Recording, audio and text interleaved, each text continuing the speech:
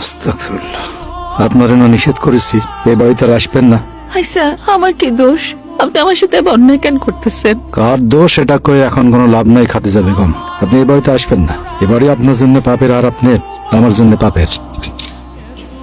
ঠিক আছে, তালি পরে আমি আমার সাওয়াল, আমার রাজকুমারক আমার সাথে নিয়ে যাবার চাই। আপনার সওয়াল মানে? শামসুল হক আমার সওয়াল। আর কোনোদিন যদি ওর সাথে কথা কয়ে দেখছে তাহলে ওর মরামুখ দেখবেন, কসম দিলাম। আসো।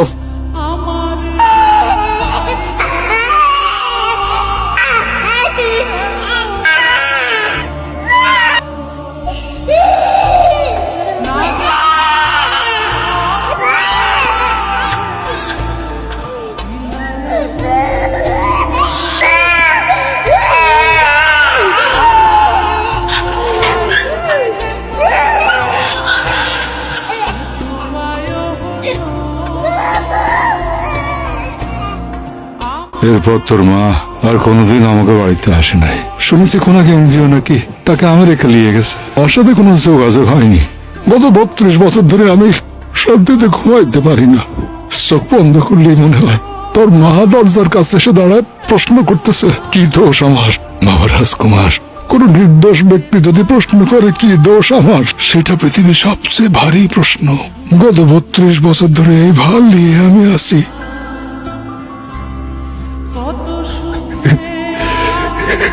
তুমি তো আমার একমাত্র সওয়াল। তোমার কাছে কোনোদিন কিছু চাই নাই। তোমার শুধু একটা অনুরোধ করি, যদি কোনদিন তোমার মায়ের দেখা পাও তাহলে আমার হয়ে অনুরোধ করো, সে যেন আমাকে মাফ করে দেয়। ও রোজ হাসরের দিনে সে যেন এই প্রশ্ন আমার না করে, কি দোষ আমার?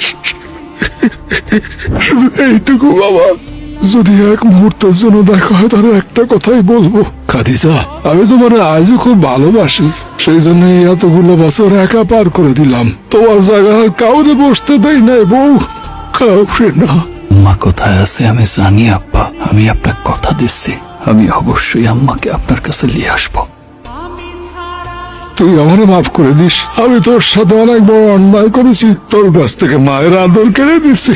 আমার ভুল বাবা, আমারে মাফ করে দিস।